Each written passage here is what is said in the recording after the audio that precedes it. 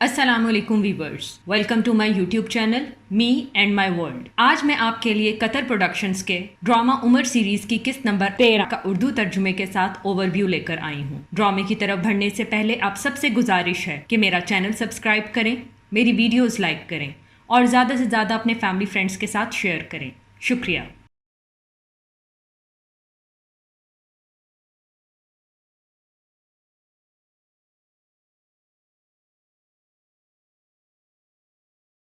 اس قسط کا آغاز جنگ کی تیاریوں سے ہوتا ہے۔ ابو بکر خیمے سے باہر نکل کر فوج کو دیکھتے ہیں۔ فوجی تیر اندازی کی مشقیں کر رہے ہوتے ہیں۔ حضرت حمزہ سے قریب ہی تیر گرتا ہے۔ وہ کہتے ہیں خدا کے رسول نے تم لوگوں کو اپنی جگہوں پر کھڑا رہنے کی تلقین کی ہے اور یہاں سے نہ ہلنا، بے شک ہمیں شکاری پرندے اڑا لے جائیں۔ اس منظر میں وحشی حکم لینے کے لیے مالک کے پاس آتا ہے اور کہتا ہے حکم دیجیے۔ وہاں موجود ایک شخص کہتا ہے کہ ہم نے تمہیں یہاں اس لیے بلایا ہے تاکہ سب لوگ گواہ ہوں۔ ہم محمد اور ان کے پیروکاروں سے لڑیں گے تاکہ ہم اپنے لوگوں اور بدر کی لڑائی کا بدلہ لے سکیں۔ تم بہترین نیزہ باز ہو، تمہارے لیے بہترین موقع ہے۔ اگر تم نے حمزہ ابن عبد المطلب کو قتل کر دیا جس نے بدر میں ہمارے بہت سے لوگوں کو قتل کیا تھا تو میں تمہیں آزاد کر دوں گا۔ اتنے میں ہند بھی آتی ہے اور کہتی ہے اگر تم نے یہ کر دیا تو میں تمہیں اپنا سارا زیور دے دوں گی۔ وحشی حمزہ کے قتل کی تیاری کرتا ہے۔ اس منظر میں مسلمانوں کی فوج جنگ کے لیے روانہ ہو گئی۔ عبداللہ ابن ابی اور اس کے لوگ الگ ہو گئے اور وہ اپنے لوگوں سے کہنے لگا میں نے انہیں مشورہ دیا تھا کہ یثرب کو نہ چھوڑیں، وہاں پر ہم سب محفوظ تھے۔ اگر وہ ہمارے شہر میں داخل ہوتے تو ہم ان سے لڑتے،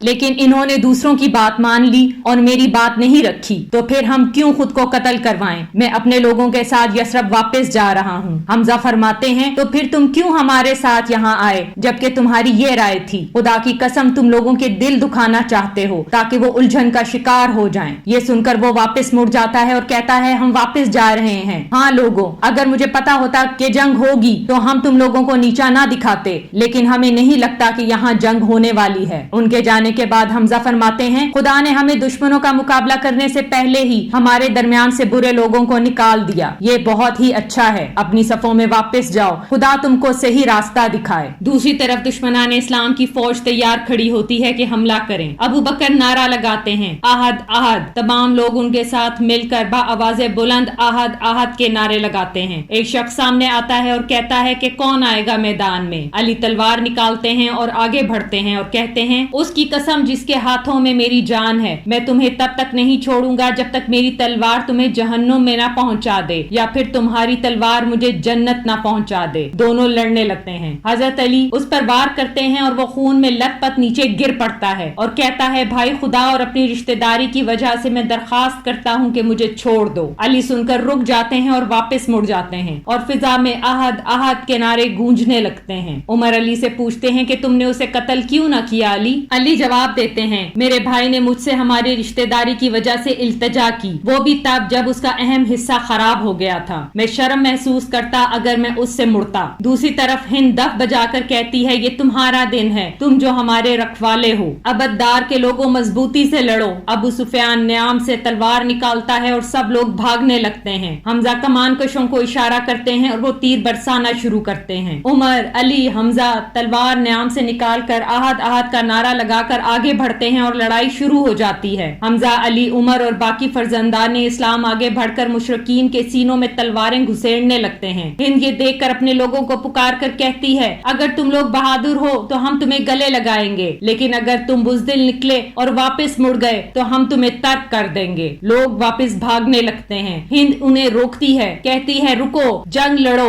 واپس مت جاؤ۔ مشرکین یہ منظر دیکھ کر بھاگنے لگتے ہیں۔ پہاڑ پر کھڑے سپاہی مال غنیمت کہہ کر بھاگنے لگتے ہیں۔ ایک ساتھی کہتا ہے کہ مت جاؤ، رسول خدا نے کہا ہے کہ یہ جگہ نہیں چھوڑنی، لیکن کچھ لوگوں کے سوا باقی سب مال غنیمت بٹورنے کے لیے بھاگ پڑتے ہیں۔ ابو سلیمان جب یہ دیکھتا ہے کہ پہاڑ پر صرف چند لوگ کھڑے ہیں تو وہ دوبارہ حملے کا اشارہ کرتا ہے اور درے کے پیچھے سے ان پر حملہ کر دیتا ہے، اور جو لوگ مال غنیمت اکٹھا کرنے میں مصروف ہوتے ہیں بد نظمی سے لڑنا شروع کر دیتے ہیں۔ دوسری طرف وحشی حمزہ کو قتل کرنے کے ارادے سے انہیں ڈھونڈتا ہے۔ حمزہ ایک دشمن پر حملہ کر رہے ہوتے ہیں، اتنے میں وحشی نیزہ حمزہ کی ناف میں دے مارتا ہے، وہ نیچے گر پڑتے ہیں اور خدائے حقیقی سے جا ملتے ہیں۔ وحشی ان کے قریب آ کر نیزہ نکالتا ہے، عمر دیکھ کر چلاتے ہیں، حمزہ حمزہ حمزہ کو قتل کر دیا۔ یہ سن کر ہند اور ابو سفیان خوش ہو جاتے ہیں۔ علی، ابو بکر اور باقی صحابہ یہ سن کر بے حد غمزدہ ہوتے ہیں۔ ابو بکر پکارتے ہیں اور تمام مسلمانوں آؤ اور رسول کے ساتھ شامل ہو جاؤ۔ یہ سن کر سب لوگ محمد کے خیمے کے باہر محافظ بن کر کھڑے ہو جاتے ہیں اور وہیں سے لڑتے ہیں۔ ابو سفیان دوسری چٹان پر کھڑا خوش ہو رہا ہوتا ہے۔ ہند تمام لاشوں میں حمزہ کی لاش کو ڈھونڈ رہی ہوتی ہے۔ جیسے ہی اس کی لاش نظر آتی ہے وہ خنجر نکالتی ہے اور ان کے جسم کو چاک کر دیتی ہے اور پہاڑ پر چڑھ کر کہتی ہے کہ آج ہم نے تم کو وہی سیاہ دن دکھایا جو بدر میں تم نے ہمیں دکھایا تھا۔ وحشی، تم نے میرے سینے میں جلتی ہوئی آگ کو بجھا دیا۔ وحشی، میں پوری زندگی تمہاری شکر گزار رہوں گی حتیٰ کہ میری ہڈیاں قبر میں بہت سیدھا ہو جائیں۔ وحشی کو اپنا زیور اتار کے دیتی ہے اور کہتی ہے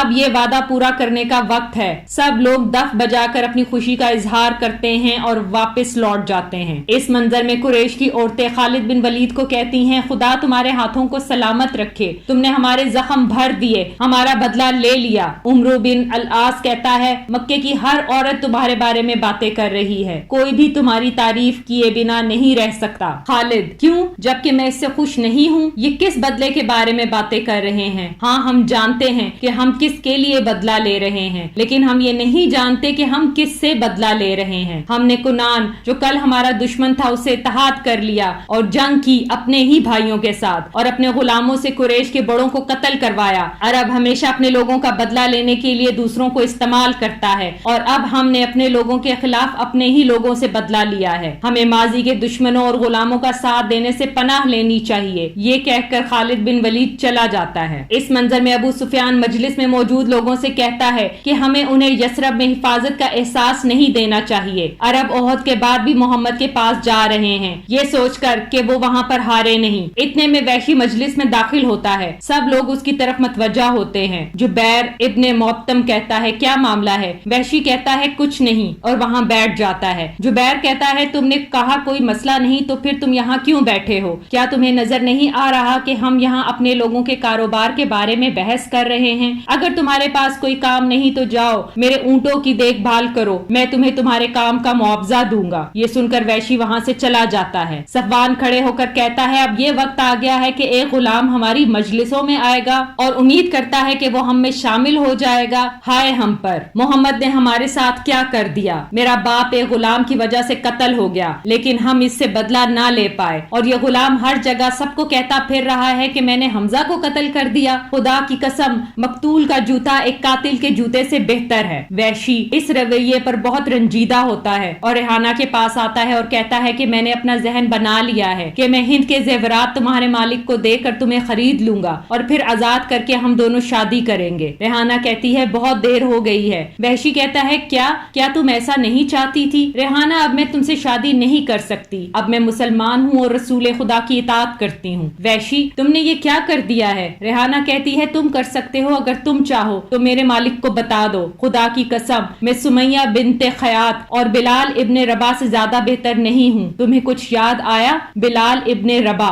یہ کہہ کر ریحانہ چلی جاتی ہے۔ اس منظر میں ہوئے کہتا ہے قریش کے لوگوں، یہ سچ ہے کہ ہم مختلف مذاہب کو مانتے ہیں لیکن ہمارا دشمن ایک ہے، محمد اور اس کے اصحابہ کرام۔ وہ ہم سے کاروبار میں مقابلہ کر رہے ہیں، یہ سب ہمارا تھا بغیر کسی مقابلے کے۔ ہم یثرب کے لوگوں پر فوقیت رکھتے تھے تب تک جب تک محمد اور ان کے اصحابہ وہاں نہیں پہنچے تھے۔ ہم یہاں پر تمہارے پاس پورے منصوبے کے ساتھ آئے ہیں، ہم ایک ساتھ چاروں طرف سے یثرب میں داخل ہوں گے۔ ہم نے عطفان قبیلے سے اتحاد کر لیا ہے، وہ ہمیں 6000 جنگجو دیں گے اور ہم انہیں 1 سال تک خیبر کی کھجوریں۔ ہم نے جو کہنا تھا کہہ دیا، اب ہم آپ کی رائے سننا چاہتے ہیں۔ ابو سفیان کہتا ہے قریظہ کے بارے میں کیا؟ ان کے قلعے جنوب مشرق سے یثرب کی حفاظت کر رہے ہیں۔ ہم جانتے ہیں کہ انہوں نے محمد سے معاہدہ کیا ہوا ہے جو انہیں پابند کرتا ہے کہ وہ ان کے خلاف کسی کا ساتھ نہ دیں۔ ہوئے کہتا ہے ہاں وہ بھی ہے، پر ہم میں ایک چیز مشترک ہے، وہ ایک ہی ہے جو ہمارا مذہب ہے۔ جب وہ ہماری تعداد کو دیکھیں گے اور ہماری طاقت سے مطمئن ہو جائیں گے تو وہ اپنے معاہدے کو توڑ دیں گے۔ میں تمہیں ضمانت دیتا ہوں۔ دوسری طرف یثرب میں کچھ لوگوں کا گروہ ہے جو ان کے خلاف ہے، اگرچہ وہ ظاہر نہیں کرنا چاہتے،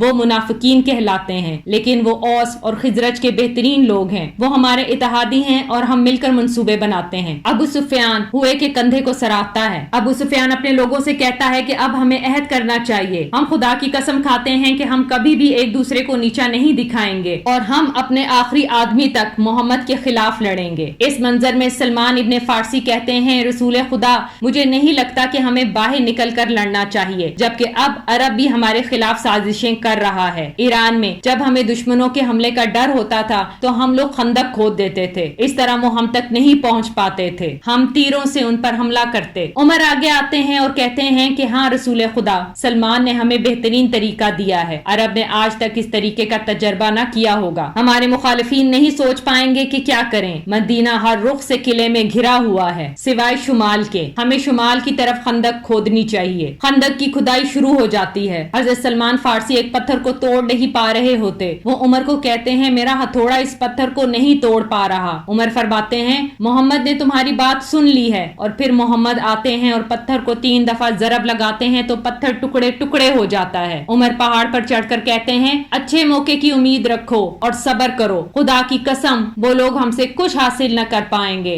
رسول خدا نے ایک سخت سے پتھر کو 3 دفعہ مارا اور ہر بار ایک بجلی چمکی، وہ ہر بار مسکرائے۔ جب ہم نے ان سے پوچھا، انہوں نے کہا پہلی دفعہ خدا نے مجھے شام عطا کیا، خدا کی قسم میں ابھی سے وہاں کے سرخ محلات دیکھ رہا ہوں۔ دوسری دفعہ مجھے ایران کی چابیاں دی گئیں، خدا کی قسم ابھی سے المدائن کی سفید محلات کو دیکھ رہا ہوں، اور تیسری دفعہ یمن کی، خدا کی قسم میں یہیں سے سنا کے دروازے کو دیکھ سکتا ہوں۔ اگر تم لوگ واقعی یقین رکھتے ہو اور رسول خدا کی اطاعت کرتے ہو تو آج کی پریشانی کو نہ دیکھو جس کا تمہیں سامنا ہے، بلکہ اس کو جانو کہ خدا تمہیں مستقبل میں کیا دے گا۔ سلمان پہاڑ پر چڑھتے ہیں اور کہتے ہیں عمر نے جو کہا وہ سچ ہے، میں وہی موجود تھا۔ عمر کہتے ہیں تمہاری بہترین تجویز کے بغیر ہم اس خندق کو نہ کھودتے۔ سلمان کہتے ہیں یہ سب خدا کی مدد سے ہوا ہے۔ عمر فرماتے ہیں سلمان ہم سے تعلق رکھتا ہے۔ مہاجرین میں سے ایک شخص چلاتا ہے نہیں یہ ہم سے تعلق رکھتا ہے۔ انصار کہتے ہیں نہیں یہ ہم سے تعلق رکھتا ہے۔ ابو بکر آگے آتے ہیں اور کہتے ہیں سلمان کے بارے میں رسول خدا نے سنا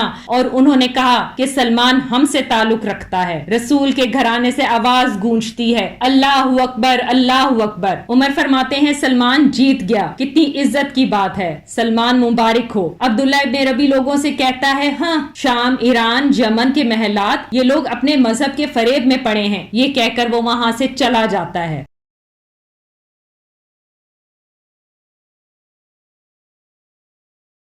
اس منظر میں قریش کا قافلہ نکل پڑتا ہے اور مسلمان بھی خندق کی دوسری جانب اپنی جگہوں پر چوکنے کھڑے ہوتے ہیں، اور جب دشمن کے گھوڑے خندق کے قریب آتے ہیں تو توازن برقرار نہیں رکھ پاتے اور گر جاتے ہیں، سب پریشان ہوتے ہیں۔ ابو سفیان کہتا ہے پیچھے ہو جاؤ، اور وہ سب پیچھے ہٹ جاتے ہیں اور مدینے کے قریب جا کر وہ پڑاؤ ڈال دیتے ہیں۔ ہوئے کہتا ہے سلمان فارسی ایران کا آدمی ہے جو قیدی تھا اور جسے یثرب لایا گیا، وہ یہاں سے تعلق رکھنے والے آدمی کا غلام تھا، جب محمد پہنچے تو اس نے ان کا مذہب قبول کر لیا۔ سلمان نے ہی ان کو یہ طریقہ سمجھایا ہے کیونکہ عرب اس طریقے سے واقف نہیں تھے، ہم ایران میں اسی طرح دشمنوں کا سامنا کرتے تھے۔ ابو سفیان کہتا ہے دیکھتے ہیں کہ وہ کب تک کھانے پینے کی اشیاء کے بغیر خندق کے دوسری جانب رہتے ہیں۔ ابو سلیمان کہتا ہے قریظہ کے یہودیوں کا کیا ہوگا، ان کے قلعے یثرب کو جنوب مشرق سے محفوظ کیے ہوئے ہیں۔ اس منظر میں ہوئے بنی قریظہ جاتا ہے، قلعے کا دروازہ بند ہوتا ہے، وہ کعب سے کہتا ہے کہ جلدی کرو ہمارے لیے دروازہ کھولو۔ کعب ہوئے سے کہتا ہے کہ یہاں سے جاؤ، تم ایک برے انسان ہو، میں نے محمد سے معاہدہ کیا ہے اور میں اس کی خلاف ورزی نہیں کر سکتا، میں اسے پوری ایمانداری کے ساتھ نبھاؤں گا۔ ہوئے کہتا ہے دروازہ کھولو، مجھے تم سے بات کرنی ہے۔ کعب کہتا ہے مجھے تم سے بات نہیں کرنی۔ ہوئے کہتا ہے موسیٰ کے رب کی قسم، تم نے دروازہ اس لیے بند کیا ہے کہ کہیں میں تمہارے ساتھ کھانے میں شریک نہ ہو جاؤں۔ کعب کہتا ہے دروازہ کھولو۔ دروازہ کھلتا ہے، ہوئے اندر آتا ہے اور کعب سے کہتا ہے کعب کیا تمہیں نظر نہیں آ رہا کہ میں تمہارے لیے کتنی بڑی عزت اور شہرت لایا ہوں، میں تمہیں اچھائی کا سمندر دے رہا ہوں، میں تمہارے پاس قریش اور اس کے تمام سرداروں کو لے کر آیا ہوں اور عطفان کے تمام سرداروں کو بھی، دونوں نے مجھ سے وعدہ کیا ہے کہ وہ تب تک نہ جائیں گے جب تک وہ محمد اور اس کے ماننے والوں کو فنا نہ کر دیں۔ کعب کہتا ہے کیا تم مجھے پوری زندگی کے لیے شرمندہ کرنا چاہتے ہو؟ کیا تمہارا منصوبہ کوئی اچھائی کر سکے گا؟ یہ صرف تمہیں اور تمہارے قبیلے کو فائدہ پہنچائے گا اور تمہارے خیبر کے ساتھیوں کو۔ ہوئے کہتا ہے اب حالات بدل چکے चुके हैं। तुम इस ठाठे मारती फौज को देखो और कैसे ओहद में लड़े। हम सब यहूदी हैं, ये हमारा दिन है, तब जब अरब के खिलाफ खड़ा है। काब कहता है तुम और तुम्हारा कबीला अल नदीर